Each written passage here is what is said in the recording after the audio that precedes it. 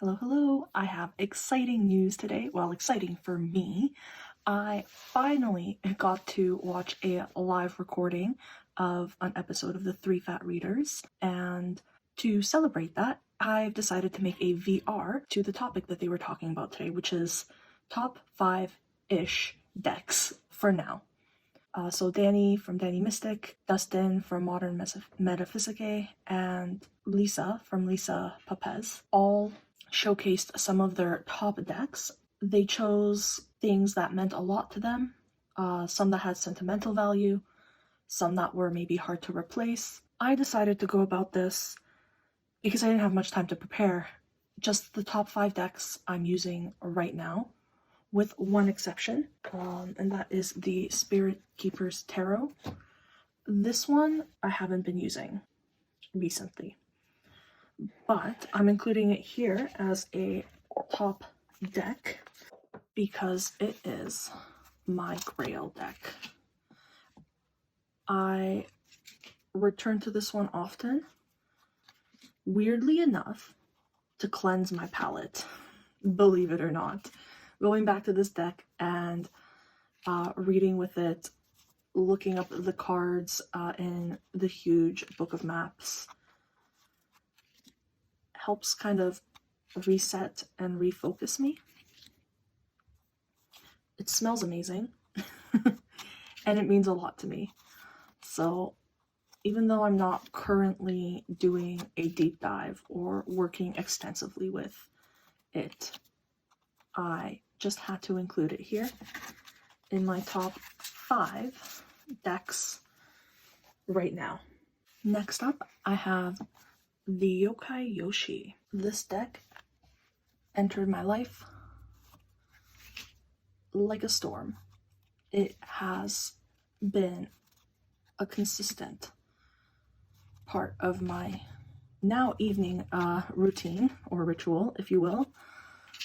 Every evening I will pull out this deck and either play a game of Solid Tarot, or Aces Up sometimes it's called, or I will do a little reading just to see what the yokai have to tell me. I might flip through the deck and pick one and kind of just have almost like an imaginary interaction with it. Yeah, so this deck, since entering my life, has been a huge part of a practice that I didn't have before, and now I do. I never had like a deck I felt was a night deck or an evening deck, but this one feels like it only wants to come out once the sun sets. And it's just so talkative and chatty, and it's fun. It's a fun little deck. A rather new love affair of mine is the Telzma Tarot. For some reason, recently, I have really been into collage work and collage images. And when I was on the hunt for a collage deck, I went to the tarot tubes and online to try and research what to get. I ended up with the Voyager Tarot. That did not work for me. And then I was really nervous about this one because it's a little pricey. But let me tell you, we clicked immediately. When I read with this deck, it just feels like pure magic. I don't know how else to explain it. It feels so primal almost, but it's not. It's quite modern.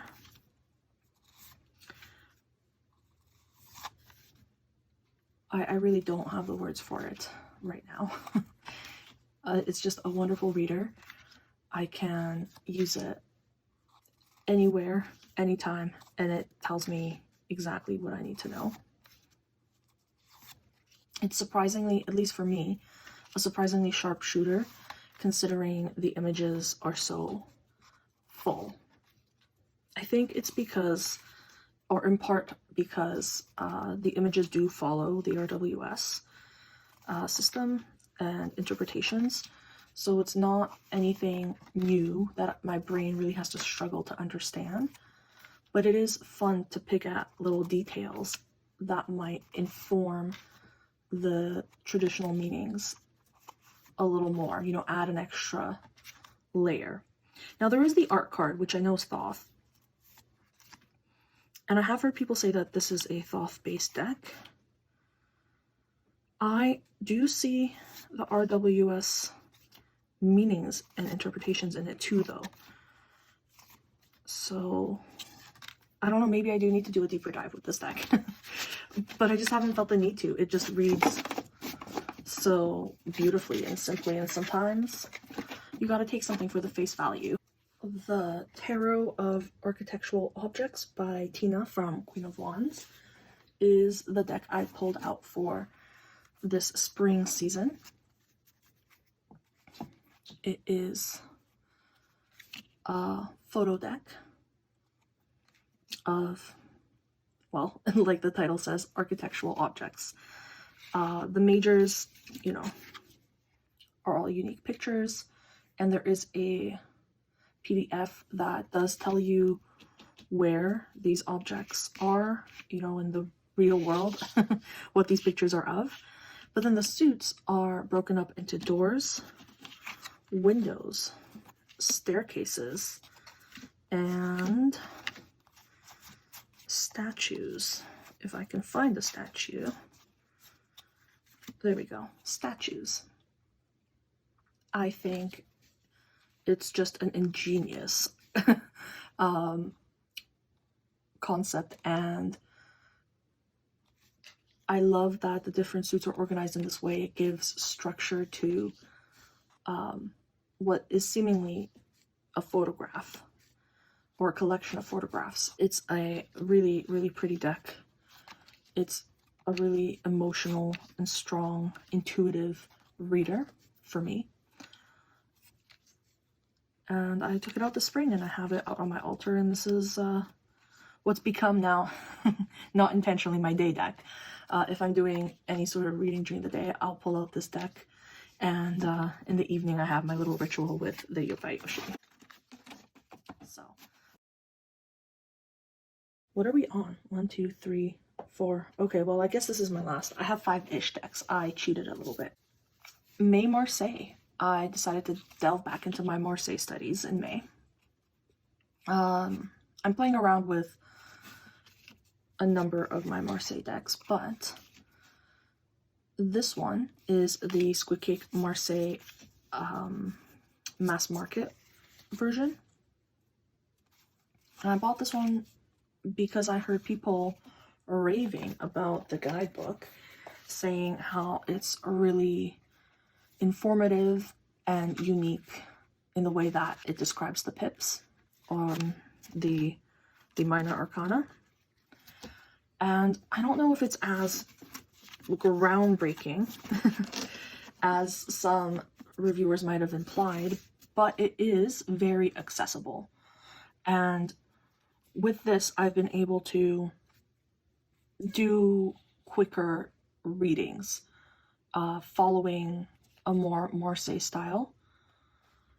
I have another deck. Oh, let me go grab it. Hold on. I have another deck that I got to force myself to learn numerology. This is an Meneghello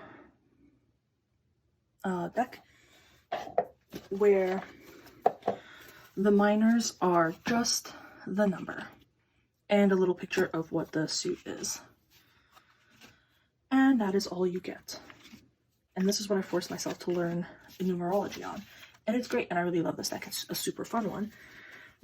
But what I found then, when I went back to my Marseille deck, is, yes, I get the numerology now, but in Marseille, this arrangement of the pips has a meaning in and of itself. So let me find another wand. All right, so here you have the 2 of batons, and they cross each other. They create an X, and that has a meaning.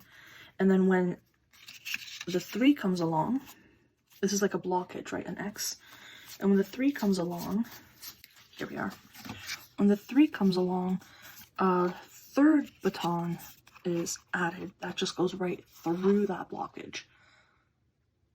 So now that I had my numerology down, I was still missing, you know, a whole other layer that goes with reading in the Marseille style.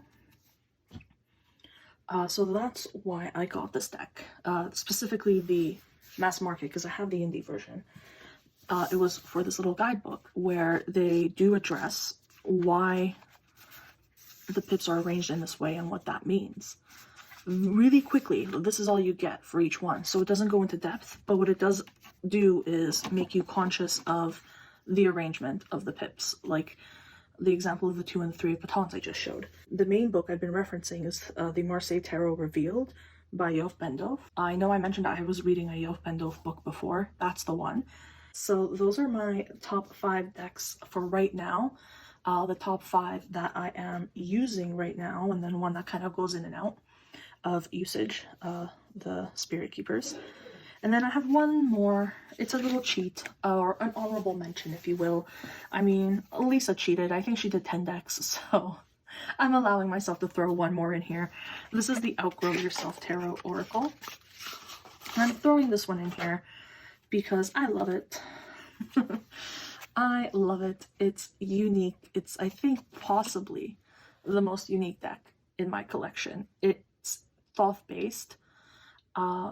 The images, although they don't look Thothy, or like the images of Lady Frida Harris, they remarkably resemble that imagery here in the Queen of Discs. And the Thoth, I didn't bring out the Thoth Tarot either, and I really don't feel like grabbing it. But the horns are there. There's symbology in here that is reminiscent of the Thoth, but it's its own style. It's not trying to be like a clone, or I guess it is based on the Thoth, but it's really not trying to be that art style. It's its own thing. It has little oracle messages for you as well, although it does also have the tarot titles on the bottom. For the minors, they just put the title of the Thoth. They didn't put like the number or the association to the suit. So it's really forced me to remember my Thoth keywords, and it's also just very unique. I used it so much in the winter. The seasons have changed over and I have put it away for now. So I can't say that it is in my top 5 decks that I'm using at this very moment, but it was previously in very high usage, and I'm sure it will be again because I love it.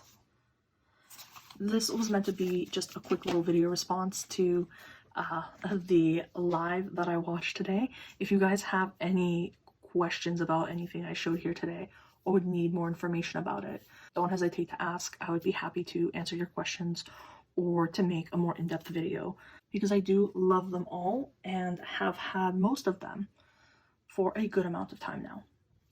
Anyhow, I wish you all well, and I hope I have the chance to catch another live 3 Fat Readers one day. Till next time, take care.